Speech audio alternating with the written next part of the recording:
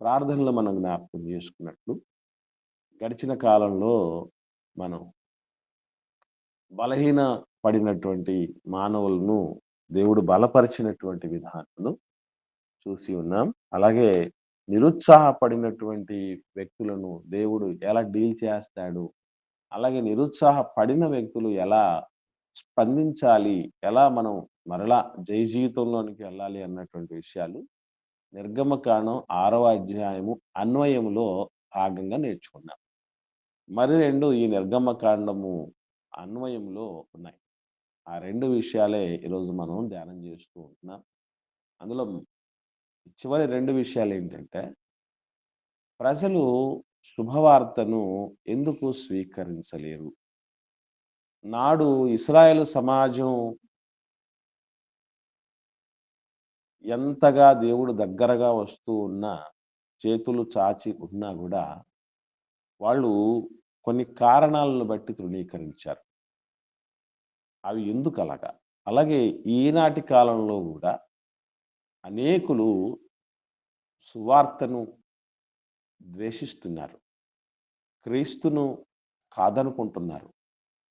దేవుణ్ణి జీవము గల దేవుణ్ణి విదేశీ దేవుడనో, లేకపోతే మభ్యపెట్టే దేవుడనో, మాయ చేసే దేవుడనో, మోసగాడైన దేవుడనో, ప్రమాదకారుడైన దేవుడనో, నక్సలైట్లు, తాలిబాన్ల కంటే ఆహ్, చాలా డేంజరస్ దేవుడనో రకరకాలుగా చిత్రీకరిస్తూ భావిస్తున్నారు. మన భారతదేశంలోనూ, ఎస్పెషల్లీ ఉభయ తెలుగు రాష్ట్రాల్లోనూ చూస్తున్నాం.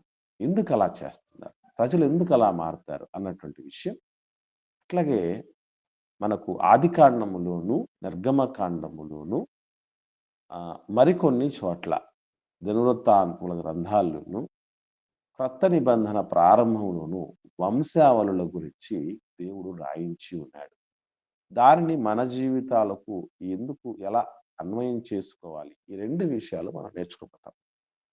మనకు తెలుసు ఇశ్రాయేలు సమాజం ప్రారంభం నుండి ఎటువంటి మనస్తత్వాన్ని కలిగి ఉన్నది అంటే, ఆ ఇశ్రాయేలు సమాజపు మనస్తత్వం మనకు అర్థమైతే, ప్రపంచంలో ఉన్న ప్రతి సమాజపు మనస్తత్వం మనకు అర్థమవుతుంది. ఎందుకనంటే, ఇశ్రాయేలీలు సూక్ష్మీకరించబడిన ప్రపంచంలో అంటారు. వీళ్ళేంటో మనకు అర్థమైతే ప్రపంచం ఏంటో కూడా అర్థం. ఎందుకంటే ఇశ్రాయేలు సమాజంలోనికి రకరకాలైన వ్యక్తిత్వాలు, ప్రపంచంలో ఎన్ని రకాలైనటువంటి వ్యక్తిత్వాలు ఉన్నాయ్యా అని మనం పరిశీలన చేస్తే, ఆ వ్యక్తిత్వాలన్నీ ఇశ్రాయేలీలోనే కనబడతాయి. అంత పెద్ద సమాజం, అంత పెద్ద ప్రత్యేకత కలిగినటువంటి సమాజం ఇశ్రాయేలు సమాజం. వీళ్ళు ప్రధానంగా ప్రారంభం నుండి కష్టం ఎదురైనప్పుడు, ప్రతికూలతలు ఎదురైన ప్రతిసారి దేవుణ్ణి తప్పుబట్టం, దైవ ప్రతినిధుల్ని తప్పుబట్టం అనేది చూస్తూ ఉంటాం. మనకు తెలుసు ఈ ఫరో రాజు వాళ్ళ యొక్క దాసత్వాన్ని ఎక్కువ చేసినప్పుడు, ఇంకా కఠినత్వాన్ని పెంచినప్పుడు, వాళ్ళన్నటువంటి మాటలు మనందరూ తెలుసు. బాబు మీకు ఒక దండం, మీ దేవుడికి కూడా ఒక దండం. ఫరో రాజు దగ్గర మమ్మల్ని చంపించటానికి ఇట్లాగా ప్లాన్ చేస్తున్నారా అని వాళ్ళు అక్కడ నిష్ఠురపడ్డారు. కష్టం మనిషి జీవితంలో వచ్చినప్పుడు గాని, ఆ కష్టం ఎక్కువైనప్పుడు గాని, మానవుడు మొట్టమొదటిసారిగా తప్పు పట్టేది దేవుణ్ణి. అక్కడ జరిగింది అదే. అటు దేవుడు తరపున వచ్చినటువంటి దైవ ప్రతినిధి. ఈ ఇరువురిని మాత్రమే తప్పుపడటం అన్నది చేస్తూ ఉంటున్నారు. అరే! ఇందులో నా తప్పెంతుంది? నా కారణం ఎంతుంది? అని ఆహ్, స్వయం విమర్శ అనంటారు. ఈ ప్రపంచంలో చాలామంది అనుకుంటారు విమర్శ అనేది చెడ్డదని. అఫ్‌కోర్స్ ఎదుటివాడు చేసే విమర్శ ఒకవేళ చెడ్డదై ఉండొచ్చేమో గాని, ప్రతి వ్యక్తి చేసే విమర్శ చెడ్డది గాదు. ఒకటి. రెండవది మనకు మనము చేసుకునే విమర్శ స్వవిమర్శే సద్విమర్శట.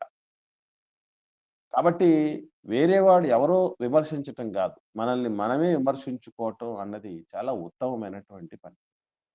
అలా మనల్ని మనమే విమర్శించుకుంటే తీర్పే పొందకుండా పోతామట.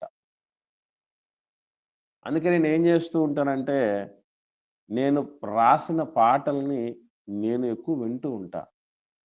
నేను మాట్లాడిన మాటల్ని నేను ఎక్కువ వింటూ ఉంటా. ఎందుకనంటే, ఇందులో ఏమి తప్పు లేవని దొర్లాయా. నేను ఇంకా బెటర్‌గా ఏమైనా అందించటానికి అవకాశం ఉందా? అస్పష్టత ఏమైనా ఉందా? చక్కగానే కన్క్లూడ్ చేస్తున్నానా లేదా? దేవుణ్ణి అక్కడ ఎక్కువగా నేను ఫోకస్ చేయిస్తున్నానా? లేకపోతే నా వైపు తిప్పుకుంటున్నానా? ఏంటి? ఎవరు కనబడేటట్టు చేస్తుంది? నన్ను నేను కనబరుచుకుంటున్నానా? దేవుడిని కనబరుచుకున్నానా? విషయాన్ని ఏమన్నా తప్పుదోవ పట్టించానా? లాగ్ ఏమన్నా ఎక్కువైందా? ఇవన్నీ ఎక్కువగా నన్ను నేను ఖచ్చితంగా అవన్నీ వింటూ ప్రతిసారి రెక్టిఫై చేసుకుంటూనే ఉంటాను. ప్రతిసారి సమస్యాత్మకంగా అక్కడో, ఇక్కడో ఏదో ఒకటి తప్పు వస్తూనే ఉంటది. అంటే ఈ కారణాలు ఇట్లాంటి జరగడానికి కారణం నేనై ఉన్నప్పుడు, నేను దేవుడి మీద తోసేయటం ఎంతవరకు సమంజసం? ఎవడో దొంగతనం జేసి పట్టుబడి కోర్టులో విచారణకు హాజరైనప్పుడు, "ఎందుకురా దొంగతనం జేశావంటే" "నేరం నాది గాదు ఆకలిది" అన్నాడాయన. మరిప్పుడు ఆకలినేం జేయాలి? ఆకలి నేనడుగుతున్నాను మీరు చెప్పండి. ప్రపంచంలో ఆకలి కానోళ్ళు ఎవడుంటాడండి? ఆకలి కానోళ్ళు ఎవరుంటారు? మరి ఆకలైన ప్రతి ఒక్కరు నేరం జేస్తున్నారా? దానికి దారులున్నాయి. నాకు ఆకలైంది. నేను దొంగతనం చేయలేదు. మీకు ఆకలైంది. మీరు దొంగతనం చేయలేదు. అది పరిష్కారం కాదు.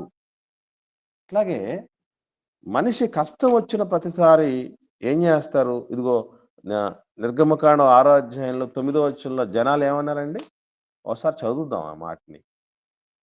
నిర్గమకాండం 6 అధ్యాయం 9 వచనం చదువుదాం. చదవండి ఒకరు. మోషే ఇశ్రాయేలీయులతో అలాగు చెప్పెను. అయితే వారు మనోవ్యాకులమును బట్టియు కఠిన దాసత్వమును బట్టియు మోషే మాట వినరైరి.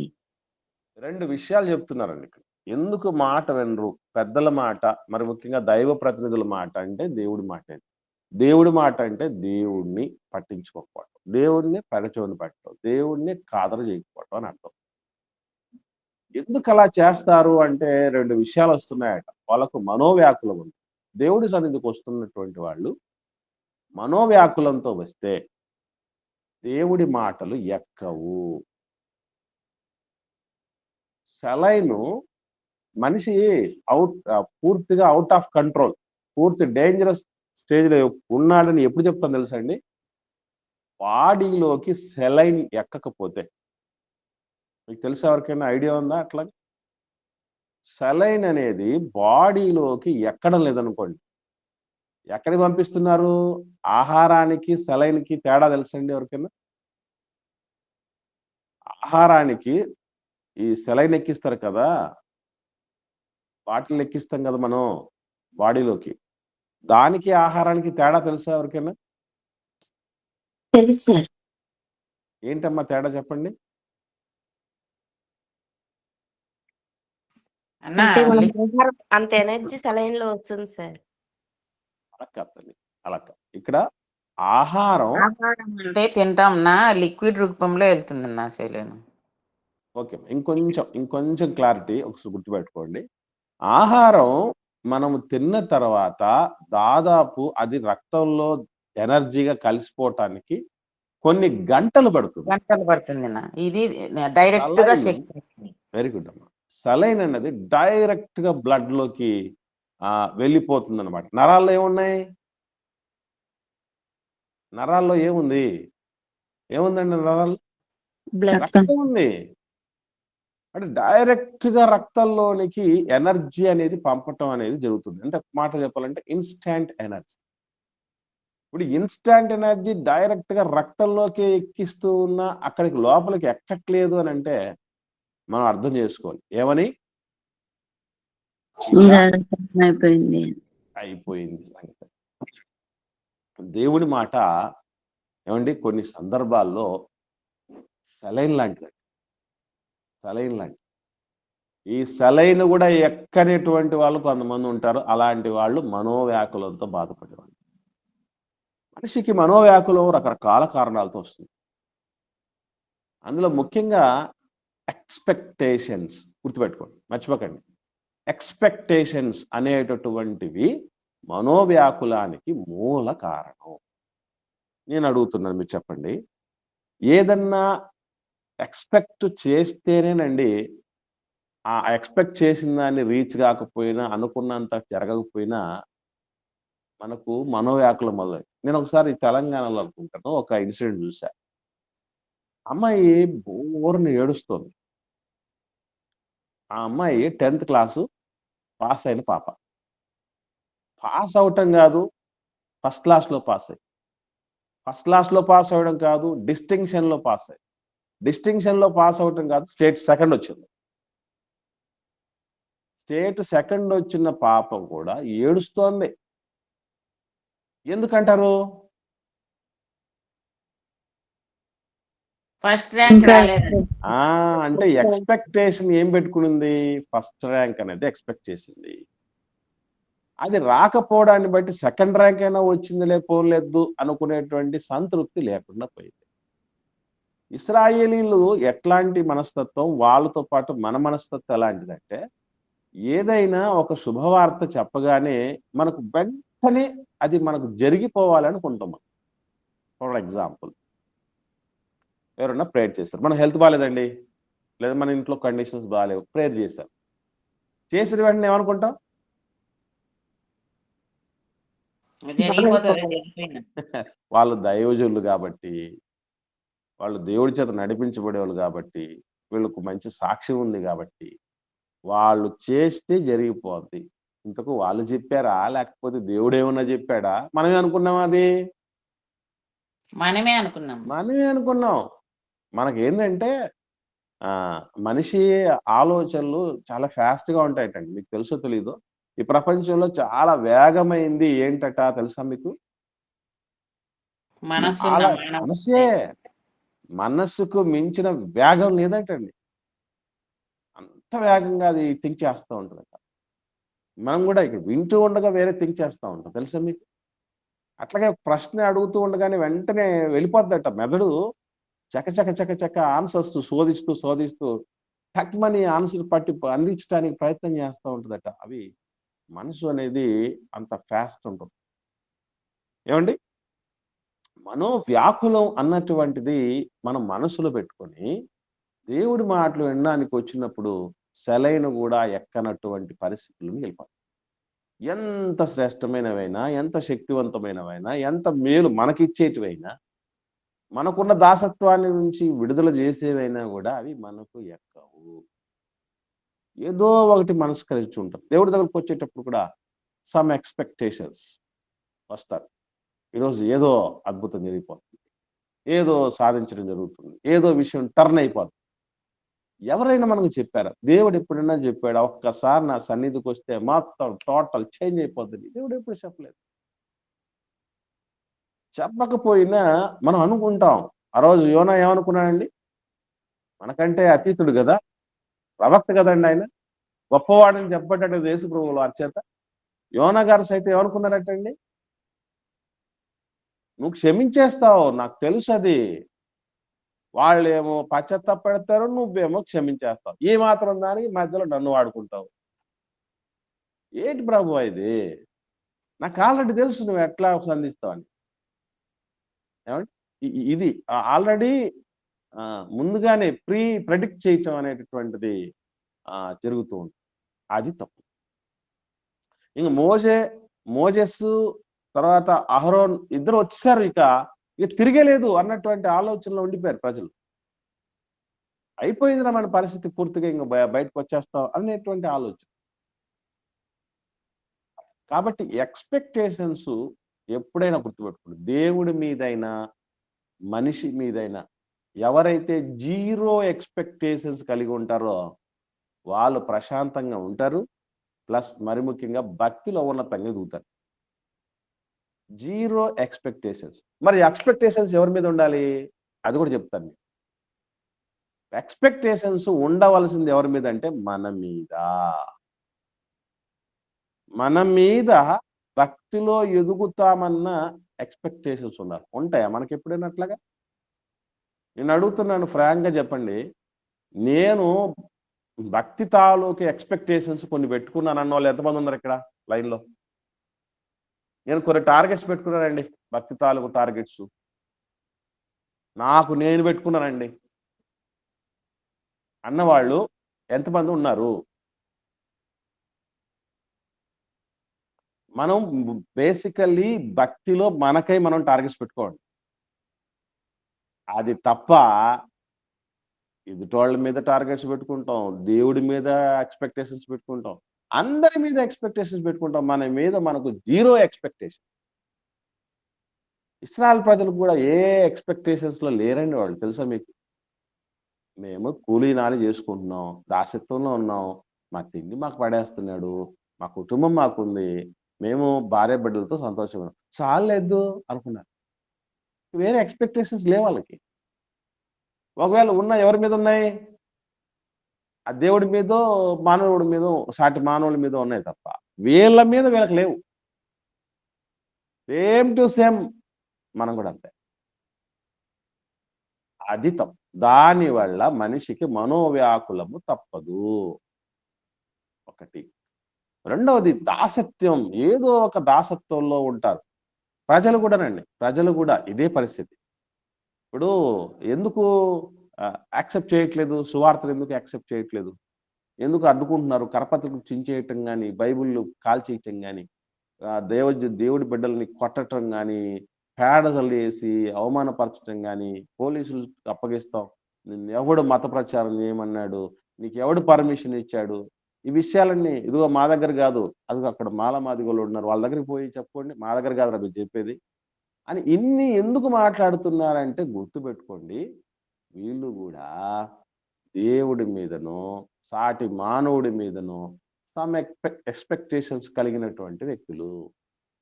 అవి జరగనటువంటి పరిస్థితుల్లో ఉంటే వీళ్ళు గూడా అలాంటి వాళ్ళే అయ్యుంటారు అన్నటువంటి ఆలోచనకొచ్చినవాళ్ళు. రెండవదేంటంటే, ఇదిగో కఠిన దాసత్వంలో ఇశ్రాయేల్ ఉన్నట్టు, అన్ని జనులు గూడా ఒక దాసత్వంలో ఉన్నారు. ఏంటి ఆ దాసత్వం? ఏమిటి ఆ దాసత్వం అండి?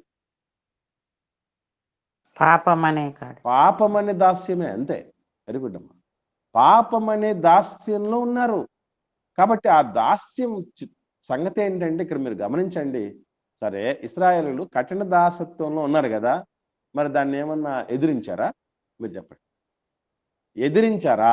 ఆ దాసత్వానికి కారకుడైన మూలమైన వ్యక్తిని ఏమైనా ఎదిరించారా? ఎంతమందున్నారాళ్ళు? ఒక్కరా? ఇద్దరా? దాదాపు 20,00,000 మంది. అంతమంది ఉంటే ఎదిరించలేక దానికి దాసోహమై దానితోనే సహవాసం చేస్తూ ఎలాగైతే ఉన్నారో, సేమ్ అన్ని జనులు గూడా పాపమును ఎదిరించటం అనేది జరగదు. పాపదాస్యంలో ఉన్న పాపాన్ని ఎదిరించటం అనేది జరగలేదు. సరికదా! దానితో వాళ్ళు ఊహ తెలిసినప్పటి నుంచి సహవాసంలో ఉన్నారు. చూసారా? పోలిక ఎట్లా ఉందో ఇద్దరికి. ఊహ తెలిసిన నాటి నుండి అన్ని జనులు ఈ సహవాసంలో ఉన్నారు. బయటికి రాలేకపోతున్నారు. అది బాగా అనిపిస్తుంది. ఈ దాసత్వాలతో మనుషులు ఏమవుతారంటే, అందుకే ఎప్పుడైనా దేవుడి సన్నిధికి వచ్చినప్పుడండి మర్చిపోకండి. ఏ వ్యాకులం ఉన్నా తొలగించుకో అంటాడు దేవుడు. దేవుడు ఒక మాట చెప్తాడు. యవనస్తులతో మాట్లాడుతూ అద్భుతమైన విషయం చెప్తాడు. ఏవండీ, యవనస్తులు అనగానే మరి మీలో ఎవరికైనా నిరుత్సాహం కలుగుతుందేమో. మేమెక్కడ యవనస్తులం, మాకున్న యవ్వనం అంతా పోయింది అనని బాధపడకండి. ఎవరైతే యవనస్తులు కాము అని ఎవరనుకోవాలో తెలుసండి? బైబిల్‌లో దేవుడు ఒక డెఫినిషన్ చెప్పాడు. ఎవరికైనా గుర్తుందండి? యవ్వనస్తులెవరు, వృద్ధులెవరు అనేది యేసు ప్రభుల వారి ద్వారా దేవుడు ఒక మంచి మాట చెప్పాడు. ఎవరికైనా గుర్తుందా?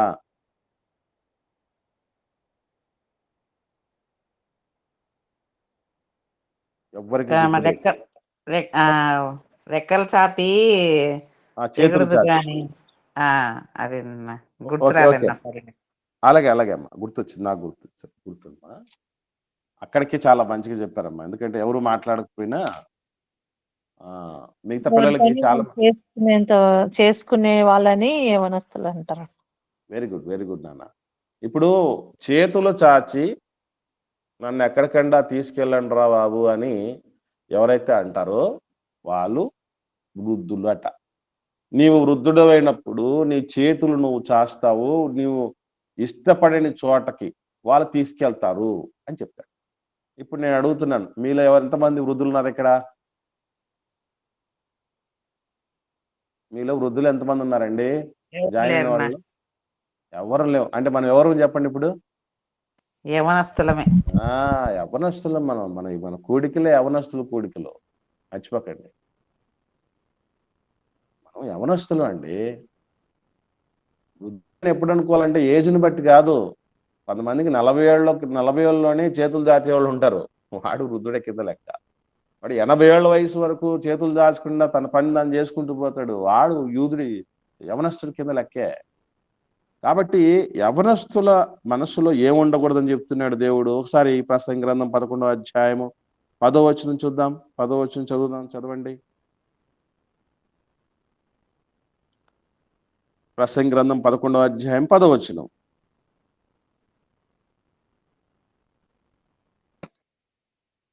చదవండి.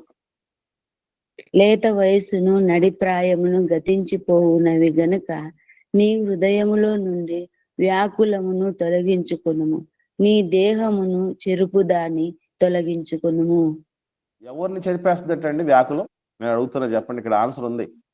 ఎవరిని చెరిపేస్తుందట వ్యాకులం?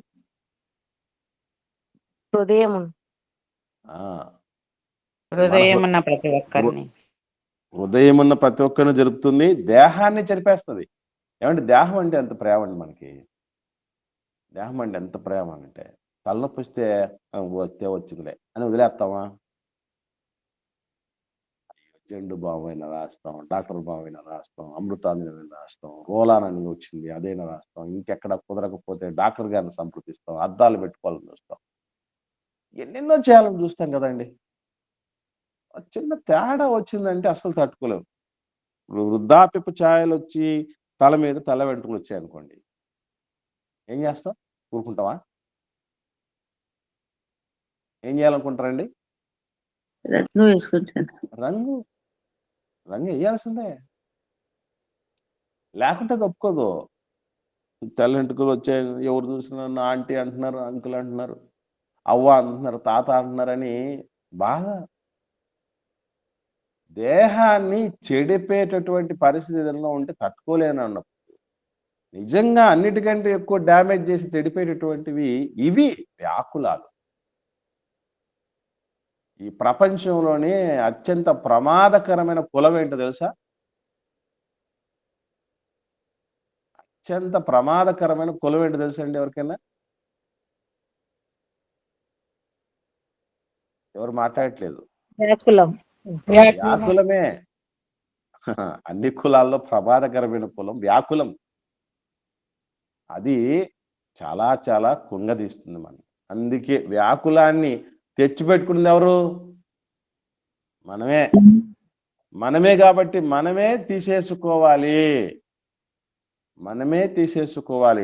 ఏమండి, మనమే తీసేసుకోవాలంటే దాని వలన ఎంత ప్రమాదం ఉందో అంత సివియారిటీ తెలిసిన వాళ్ళే చేస్తావు పని. ఫర్ ఎగ్జాంపుల్, నీ కన్ను నిన్ను అభ్యంతరపరిస్తే నువ్వే పెరికేసుకో అన్నాడా, లేదంటే ఎవరినైనా పెరకమని చెప్పాడు దేవుడు? మనల్నే పెరికేసుకో అన్నాడు. ఎప్పుడు చేస్తాం ఆ పని?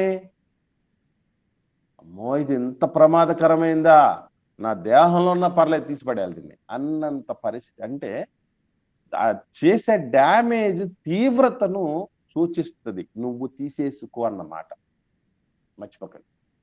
సరే, ఇప్పుడు ఈ ప్రతికూలతలు వ్యాకులాలు వచ్చినప్పుడు, సమస్యలు వచ్చినప్పుడు, దాసత్వంలో ఉన్నప్పుడు మాత్రమేనా దేవుడి మాటను అంగీకరించండి ప్రజలు అంటే? కాదు. దీనికి రెండవ కోణం కూడా ఉంది. ఏమిటా రెండవ కోణము అనంటే, ఒకసారి చూద్దాం బైబిల్ గ్రంథంలో ఇర్మియా గ్రంథం 22వ అధ్యాయము 21వ వచనం. ఇర్మియా గ్రంథం 22వ అధ్యాయము 20వ వచనం చూద్దాం. నీ క్షేమ కాలములో నీతి మాటలాడితివి గాని నేను వినని నీ వంటివి నా మాట వినకపోవుటే నీ బాల్యము నుండి నీకు వాడుక. మనిషితో దేవుడు క్షేమకాలములలో మాట్లాడాడట. నోట్ దిస్ పాయింట్, గుర్తుపెట్టుకో. దేవుడు క్షేమకాలాల్లో మాట్లాడడానికి మానవులతో ఇష్టపడుతూ ఉంటాడు. నేను అడుగుతున్నాను, మనిషికి క్షేమకాలం ఏంటి చెప్పండి? మనిషికి క్షేమకాలములు ఏమిటి అంటే మనం బాల్యమే అనుకుంటున్నాను. ఓకే, ఇంకా ఇంకా క్షేమకాలం అంటే ఇంకా ఏమంటారు? అమ్మ ఒక మాట చెప్పారు, బాల్యకాలము క్షేమకాలము అని చెప్పారు. Very good. ఇంకా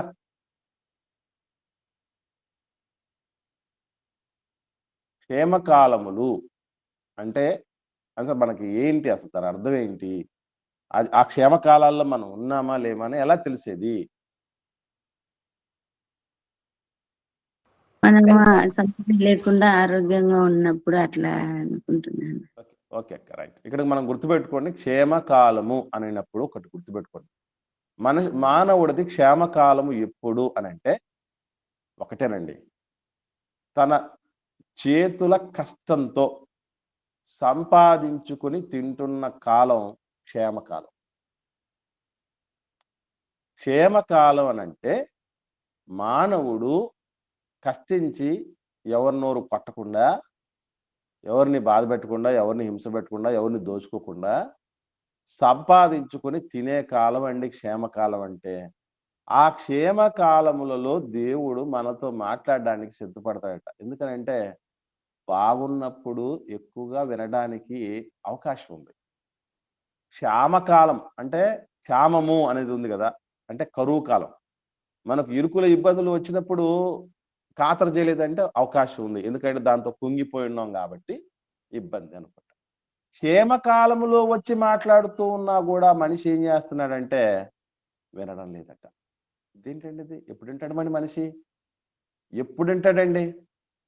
అక్కడ సమస్య ఉంటే, దాస్యంలో ఉంటే, ఇరుకు ఇబ్బందుల్లో గుంటల్లో పడి ఉంటే, ఊబిలో చిక్కురున్నప్పుడు వచ్చి మాట్లాడుతూ ఉంటే వినట్లా. క్షేమకాలంలో బాగా సంపాదించుకొని పిల్ల పాపలతో చక్కగా సంతోషంగా, అది దేవుడిచ్చిందే. మళ్ళీ అది దేవుడిచ్చిందే కదా. ఆయన సెలవు లేకుండా తిండి ఎవడు తినలేదు కదా.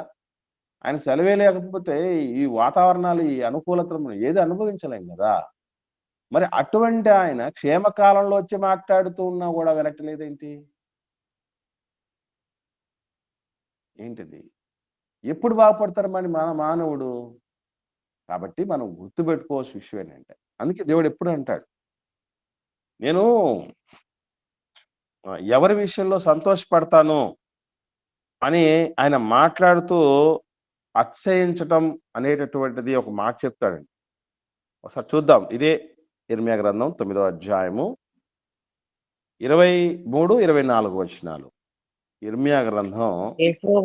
యెహోవా ఇలాగు సెలవిచ్చుచున్నాడు, జ్ఞాని తన జ్ఞానమును బట్టి, సూర్యుడు తన శౌర్యమును బట్టి అతిశయింపకూడదు, ఐశ్వర్యవంతుడు తన ఐశ్వర్యమును బట్టి అతిశయింపకూడదు. అతిశయించువాడు దేనిని బట్టి అతిశయింపవలెననగా, భూమి మీద కృప చూపుచు నీతి న్యాయములు జరిగించుచునున్న యెహోవాను నేనే అని గ్రహించి నన్ను పరిశీలనగా తెలుసుకొనుటను బట్టియే అతిశయింపవలెను. అటు వాటిలో నేను ఆనందించువాడినని యెహోవా సెలవిచ్చుచున్నాడు.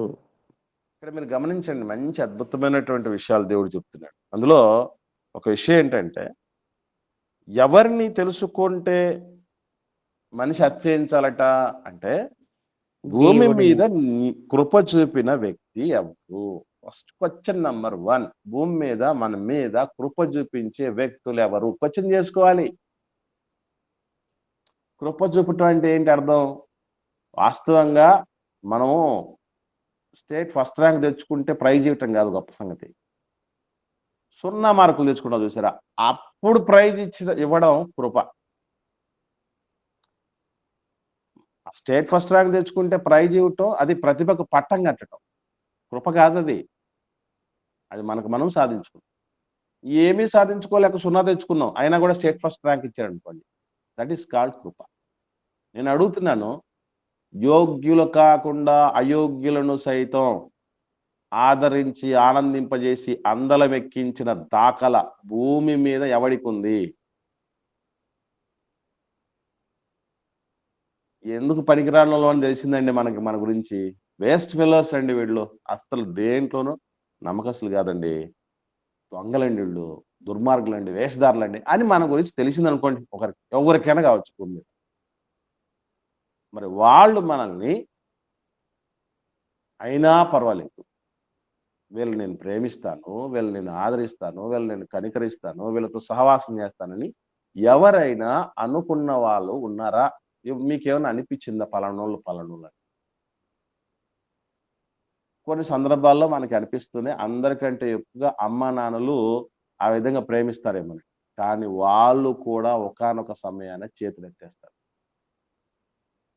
నేను ఎన్నో సార్లు కొన్ని సందర్భాల్లో కొన్ని విషయాలు మనం చూసుంటాం. ఏమనంటే ఒకసారి అమ్మే కొడుకుని చంపేసిందండి. న్యూస్ చూసారా మీరు? తల్లే కొడుకుని చంపేసింది. చూసినాంనా.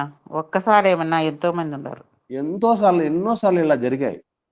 ఎందుకు అనంటే వీడిని నేను ఎన్నో సార్లు భరించుకుంటూ, సహించుకుంటూ, వెనకేసుకుంటూ, కాపాడుకుంటూ, కడుపులో దాచుకుంటూ వచ్చా. అయినా వీడు మారలేదు. కాబట్టి వీడి వల్ల ఇంకొక బిడ్డలు బాధపడకూడదు, ఇబ్బంది పడకూడదు, నష్టపోకూడదు అనే ఉద్దేశంతో వీడిని చంపేశారు అని స్టేట్మెంట్ ఇవ్వడం జరిగింది. అంటే ఏంటి అర్థం?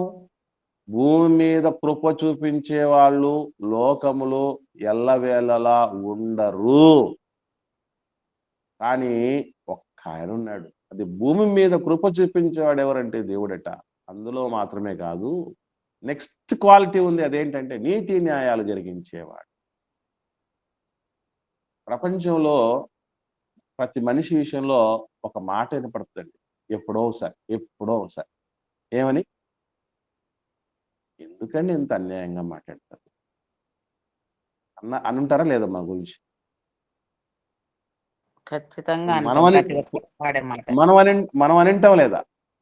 మన గురించి అని ఉండొచ్చు, ఎవరైనా మనము ఎవరైనా అని ఉండొచ్చు. ఎందుకు ఇంత అన్యాయంగా మాట్లాడతారు? ఎందుకు ఇంత అన్యాయం చేస్తారు? ఎందుకు ఇంత దుర్మార్గంగా మాట్లాడతారు? ఎందుకు ఇంత మిడిమాలంగా ఉంటారు అని చెప్తూ ఉంటారే. నీతిగా బతుకు. అవినీతి ఎందుకు ఇంత అవినీతి, ఇంతెందుకు దుర్మార్గం, ఇంతెందుకు మోసం చేస్తారు అని అంటారే. అది సర్వసాధారణంగా జరుగుతూ ఉంటుంది మానవ జీవితంలో. మానవుడి ఎక్కడో చోట అది కనపడుతూనే ఉంటాం. నీతి ఎక్కడ దొరుకుతుంది? న్యాయం ఎక్కడ జరుగుతుంది? న్యాయవంతుడు ఎవరు అని ఒక్కసారి శోధన చేయటం మొదలు పెడితే అప్పుడు నీ మనోవ్యాకులాలు ఉన్నా, లేకపోతే కఠిన దాసత్వంలో ఉన్నా, క్షేమకాలంలో ఉన్నా, అది క్షేమం కాదు. అది వాస్తవంగా చెప్పాలంటే తొందరలోనే అది ఆవిరైపోతాయి. మనం చూసాం కదా, చాలా కాలం తర్వాత అండి భార్య బిడ్డల్ని ఇండియా నుంచి లండన్కు తీసుకెళ్ళాలి అన్న ఉద్దేశంతో ప్రయత్నాలు చేస్తూ ఉన్నటువంటి ఒక సాఫ్ట్వేర్ ఉద్యోగి అహ్మదాబాద్ టైంలో ఫ్లైట్ కూలిపోయింది కదండి. ఆ ప్రయాణం చేస్తున్నారండి. పాపం వాళ్ళు అక్కడికి వెళ్ళటానికి ముందు, ఆ ఫ్లైట్ జర్నీకి వెళ్ళటానికి ముందు ఆ విజువల్స్, ఫొటోస్ తీసుకున్నటివి అవన్నీ చక్కర్లు కొట్టాయి. మీరు కూడా చూస్తుంటారు. ఏది క్షేమం? ఇప్పుడు ఉన్నటువంటి క్షేమం కంటే మరింత క్షేమంలోకి వెళ్ళిపోతాం అనుకున్నారు మనోడు. ఏం జరుగుతోంది? ఎన్ని కలలు కానీ ఉంటాం మనం. ఆ కళ్ళని ఇప్పటికీ చాలా మంది ఆడకూతుర్లు ఇదే బాధ. పెళ్ళైన ఆడకూతుర్లలో ఏమని అంటూ ఉంటారండి, సర్వసాధారణంగా పెళ్ళైన ఏ ఆడబిడ్డ జీవితంలోనైనా ఇది ఖచ్చితంగా ఒక్కసారి ఈ శూన్యత వచ్చేసింది. ఏంటమ్మది?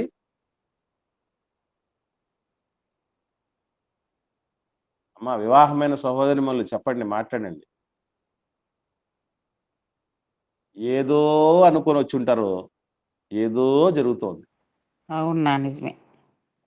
అందరు అనుకుంటారు అది. నేను చాలా అనుకున్నాను, ఇట్లా ఉంటుందని నేను అస్సలు అనుకోలేదు. ఇట్లా ఉంటుందని ఇలా జరుగుతుంది అనుకోలేదు. అని అంటారు. బాధపడతాను అనుకోలేదు. ఇట్లా ఉంటదని తెలుసుంటే నేను పెళ్ళే చేసుకునేవాళ్ళు కాదు, ఈ ఇంటికి వచ్చేదాన్ని కాదు. ఇదే బాధ. కాబట్టి నీతి న్యాయము అసలు ఎక్స్పెక్ట్ చేయటమే తప్పు. మానవుడి దగ్గర నుంచి ఇవి ఎక్స్పెక్ట్ చేయటమే తప్పు. ఎక్స్పెక్ట్ చేయాల్సిన వ్యక్తులను చేయాలి. ఏం ఎక్స్పెక్ట్ చేయాలి అది జరగాలి. అది ఆయన కృప చూపించేవాడు, నీతి న్యాయములు జరిగించేవాడు. నేనే యెహోవాను, నేనే అంటే అర్థమేంటి? ఆయన తప్ప ఎవళ్ళో ఇలాంటి కనబడి కష్టం రాయన జరగదు అని.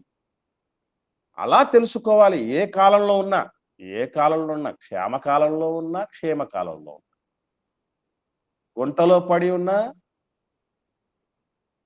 ఒక గుర్తించదగిన స్థితిలో ఉన్నా, ఎక్కడ ఉన్నా అది మర్చిపోక.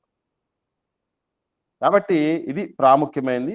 ప్రజలు ఈ కారణం చేత, అంటే మనిషికి ఇరుకొచ్చినా వినడు, తర్వాత విశాలత వచ్చినా కూడా వినడు. కానీ రెండింటికి పరిష్కారం ఏంటంటే, ఫస్ట్ ఆఫ్ ఆల్ నన్ను ఎవరు కండిషనల్ అంటే అన్కండిషనల్ గా ప్రేమించే వాళ్ళు ఎవరు? షరతులు లేని ప్రేమ ప్రేమించే వాళ్ళు, నా మీద దయ చూపించే వాళ్ళు ఎవరు? నీతి ఎవరిలో దొరుకుతుంది? న్యాయం ఎక్కడ ఉంది? లోకం ఏమంటుందంటే చట్టానికి కళ్ళు లేవు, న్యాయానికి ఇల్లు లేదట. ఎస్, ఇది ఈ రోజు చెప్పింది ఏదో ఈ రోజు మొన్న సినిమాల్లో చెప్పిన మాట. దేవుడు ఏనాడో చెప్పాడు, కీడు కల్పించి పాలకుల చేత నీకు పొందు దొరకదురా. ఆయన దగ్గరకు వస్తే కదా అన్ని అర్థమయ్యడానికి.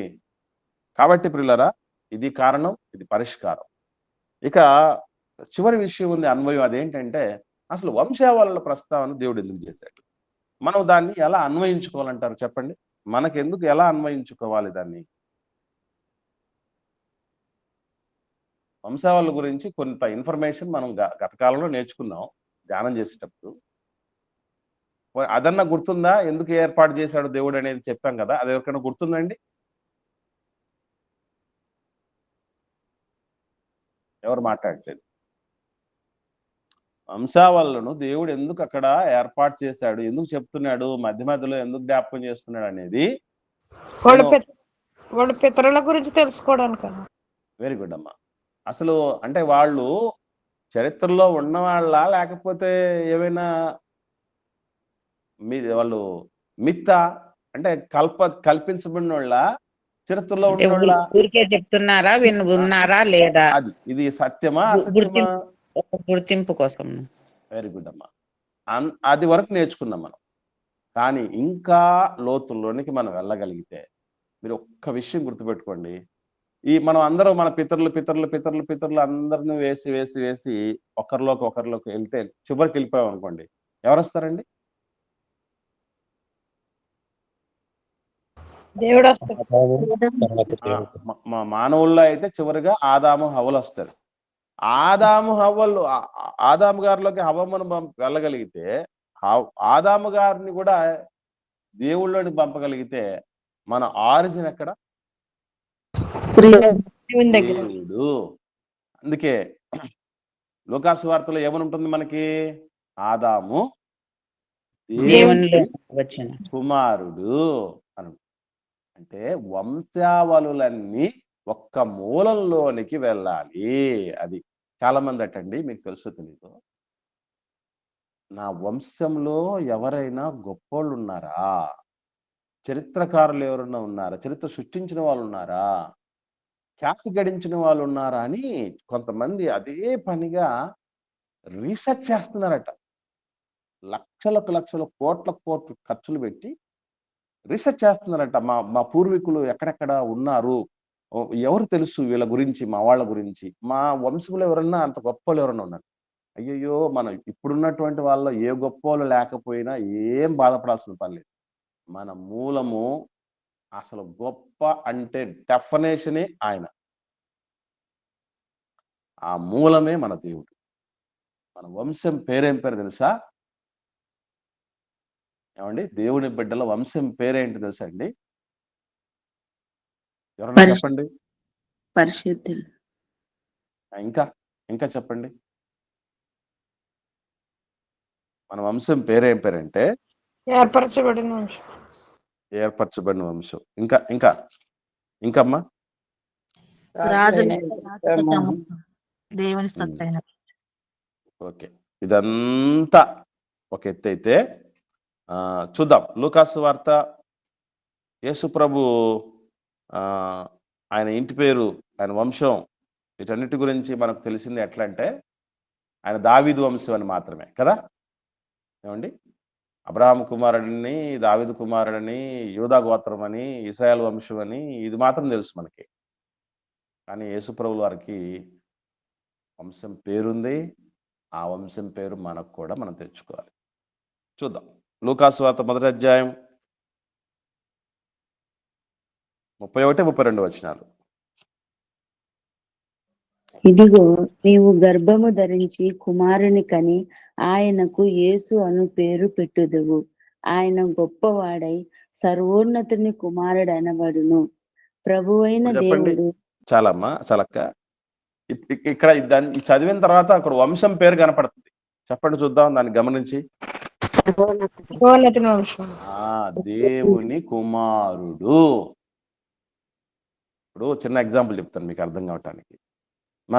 మన ఉనికిని చెప్పుకునేటప్పుడు మనం ఎవరు అని చెప్పుకోవడానికి మనం ఖచ్చితంగా ఎవరి పేరు రాస్తామండి?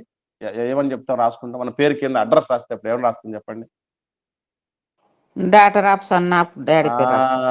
అని తండ్రి పేరు. మన మన మన మన అడ్రస్ ఎవరైబా, మన ఉనికి ఎవరు, మన గొప్పతనం ఎవరు, మన గర్వకారణం ఎవరు అని రాస్తాం.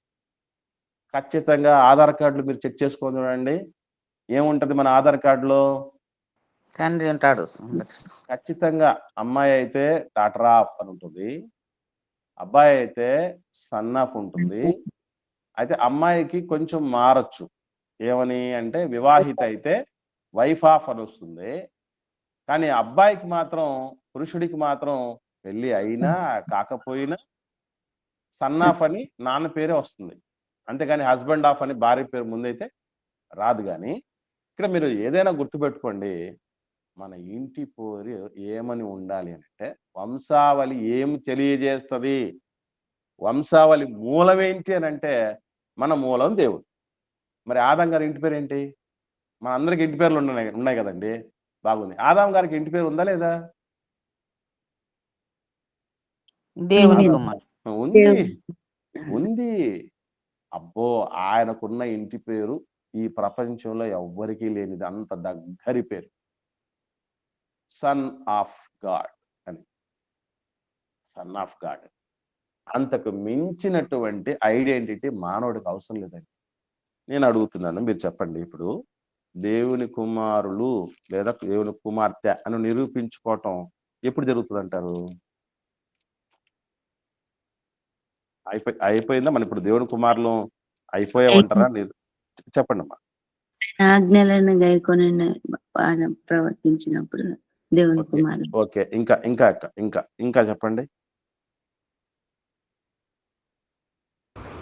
ఆయనలా బ్రతికినప్పుడు అని. Very good. ఇంకమ్మా, ఇంకా నేను ఎందుకు అంటున్నానంటే ఆన్సర్ ఫుల్ఫిల్ అవ్వలేదు అని అర్థం. రైట్. మిమ్మల్ని ఇంకా ఇబ్బంది పెట్టడం నాకు ఇష్టం లేదు. రోమిలకు రాసిన పత్రిక 1వ అధ్యాయము 2 నుంచి 7 వచనాల్లో,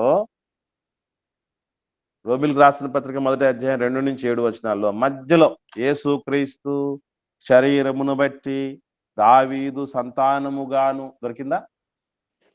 యేసుక్రీస్తు శరీరమును బట్టి దావీదు సంతానముగాను, మృతులలో నుండి పునరుత్థానుడైనందున పరిశుద్ధమైన ఆత్మను బట్టి దేవుని కుమారుడుగాను ప్రభావముతో నిరూపింపబడెను. ఈయన నామము నిమిత్తము సమస్త జనులు సరిపోతుందమ్మా. మనకు ఆ నిరూపించబడెను అన్న దగ్గర మనకు ఆన్సర్ దొరుకుతుంది.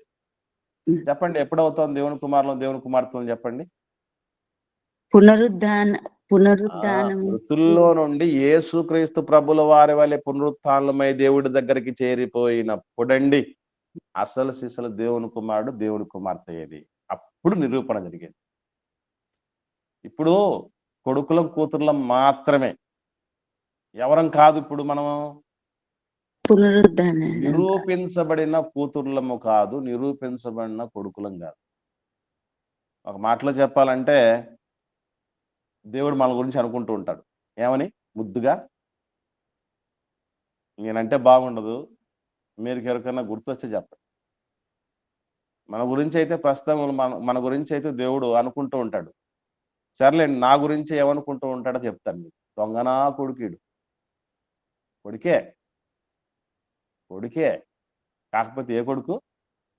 దొంగ నా కొడుకు. అది. కూతురే. కూతురే. కానీ ఏ కూతురు? దొంగ నా కొడుకు. అంతే. అట్లాంటి వాళ్ళం ఉన్నాం. మనం ఏ స్థితిలో నుంచి ఏ స్థితికెళ్ళిపోవాలంటే, ప్రభావముతో నిరూపించబడిన కూతుర్లు, కొడుకులు అన్న స్థితికెళ్ళాలి. అది వంశావళిని పదే పదే దేవుడు గుర్తు చేయటానికి వెనక ఉన్న ఉద్దేశం ఏంటంటే, సైన్స్ చెప్తుంది నువ్వు మృగానికి పుట్టావని. కానీ వేదం బైబిల్ చెప్తుంది ఏమనంటే, నేను దేవుడికి పుట్టావని. ఒకసారి మనం మన అమ్మ నాన్నల దగ్గర ఆగిపోతే ఎన్ని ప్రమాదాలు ఉంటాయి కొన్ని విషయాలు చెప్తాడండి. మనం సరిగ్గా చదవలేకపోతున్నాం అనుకోండి. మా అమ్మ మా నాన్నకు చదువు వస్తే కదా నాకు రావటానికి. అది అనిపించదు చెప్పండి. చాలా మంది అండి చదవలేక అమ్మా నాన్నల మీద పడి ఏడ్చిన వాళ్ళు ఉన్నారు. తెలుసా మీకు? తెలివితేటలు సంపాదించుకోలేక, కష్టపడలేక మా నాన్న సోమరి, మా అమ్మ సోమరి, ఆ సోమరులకు పుట్టినోడిని నేను సోమరిని కాకుండా ఇంకెవరిని అవుతాను? అందుకేనండి అక్కడ ఆగకూడదండి మనం అక్కడ ఆగకూడదండి. మా నాన్న దగ్గర ఆగిపోయి ఉంటే, మా అమ్మ దగ్గర నేను ఆగిపోయి ఉంటే, మా అమ్మ 2వ తరగతి వరకు చదివిందట. మా నాన్న 5వ తరగతి వరకు చదివాడట.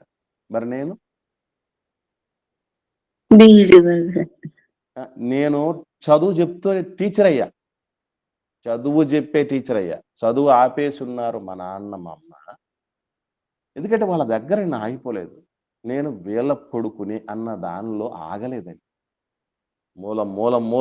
మూలంకెళితే అమ్మో! లోకాలను కలగజేసిన సృష్టికర్త, సర్వశక్తిమంతుడు, కృపా సమృద్ధి కలిగిన వాడు, ప్రేమ కలిగిన వాడు, పరిశుద్ధుడు, ఇన్ని అద్వితీయమైన క్వాలిఫికేషన్ కలిగిన తండ్రి కడుపున నేను పుట్టాను. అలాంటోడు నేను ఎలా ఉండాలి? అప్పుడప్పుడు మా తమ్ముళ్ళు, మా చెల్లెళ్ళు సరిగ్గా చదవకపోతేనండి, వాళ్ళని అరిచేవాళ్ళు మా టీచర్లు. ఏమనంటే, ఒరేయ్ మీ అన్న స్కూల్ ఫస్ట్ వచ్చినోడు, బాగా చదువుకున్నోడు, టీచర్ అయినోడు, మీరేంట్రా ఎట్లున్నారు? రేపు మనల్ని కూడానండి ఎందుకు తప్పుపడతారంటే, ఏదన్నా తప్పు చేస్తే, మీ దేవుడేంటి, మీ తండ్రి ఏంటి, మీరేంటి? ఏంటి? ఆ పరిస్థితి మాకు రాకుండా మనం జాగ్రత్త పడాలి. వంశావళ ఉద్దేశం అదే ప్రియులారా. కాబట్టి ఇదండి నిర్గమకాండం 6వ అధ్యాయం అన్వయం. 4 విషయాలు అన్వయం చేసుకున్నాం. మొదటిది, మానవుడు బలహీనపడ్డప్పుడు మనం ఏ విధంగా ముందుకు సాగాలని దేవుడు గుర్తు చేస్తున్నాడు. అట్లాగే ఎవరైతే వ్యాకులంతో ఉంటారో, ఎవరైతే నిరుత్సాహంతో ఉంటారో, నిరుత్సాహాన్ని ఏ విధంగా డీల్ చేయాలి, అలాగే నిరుత్సాహపడిన వ్యక్తులు ఏ విధంగా వ్యవహరించాలన్నటువంటి విషయాలను తెలుసుకోవటం జరిగింది. ఆ తదుపరి నేర్చుకున్నటువంటి విషయం ఏంటండి? సువార్తను మానవుడు ఎందుకు అంగీకరించడు? దీనికి పరిష్కారం ఏంటి? ఏ పరిస్థితులను బట్టి అంగీకరించడు? దీనికి పరిష్కారం ఏంటి? అట్లాగే ఆఖరిది, వంశావళుల ఉద్దేశం ఏమిటి? ఏమిటండి వంశావళుల ఉద్దేశం? మనము దేవుని పిల్లలమని గుర్తు చేసే ఉద్దేశం అండి. మనము దేవునికి పిల్లలం అని గుర్తు చేసే ఉద్దేశం. అలా నిరూపించుకొని చావాలి. చచ్చేలోపు మన క్వాలిఫికేషన్ ఏముండాలి? నాకు retired teacher, retired judge, forest officer, police, ఇవన్నీ చాలా మంది పెట్టుకుంటూ ఉంటారు. కానీ చచ్చిపోయేలోపు ఒక ట్యాగ్ లైన్ ఖచ్చితంగా సాధించుకుని వెళ్ళాలి. Son of God, daughter of God, దేవుని బిడ్డ.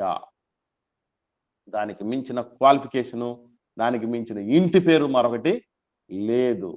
మా ఇంటి పేరు దారుణమైనడు అని కొంతమంది ఇంటి పేర్లు చూస్తూ ఉంటే చాలా విచిత్రంగా ఉంటాయండి.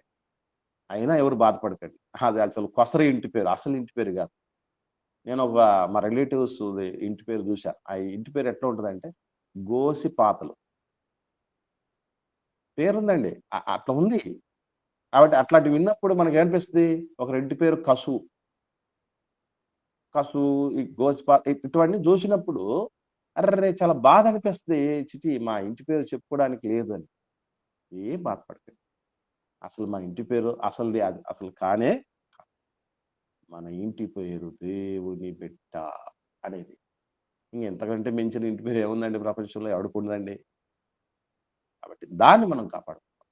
రేపు పునరుత్థానమై ప్రభువులాగే యేసు తండ్రితో ఉండటానికి సిద్ధపడిపోవటం అనేది గొప్పది. అది మనం గుర్తు చేయటానికి వంశావళి ఉంటాయి. కానీ వంశావళిని మనం స్కిప్ చేస్తున్నామంటే అసలు మూలాన్ని మనం మిస్ చేసుకుంటున్నాం అని అర్థం. ఆ పనికి ఎవ్వరు వెళ్ళకూడదు. ఓకే అండి. ఎవరికైనా ఏమైనా సందేహాలు ఉంటే దయచేసి అడగండి. లేని పక్షాన ఒకరు ప్రార్థన చేయండి, ముగించుకుందాం.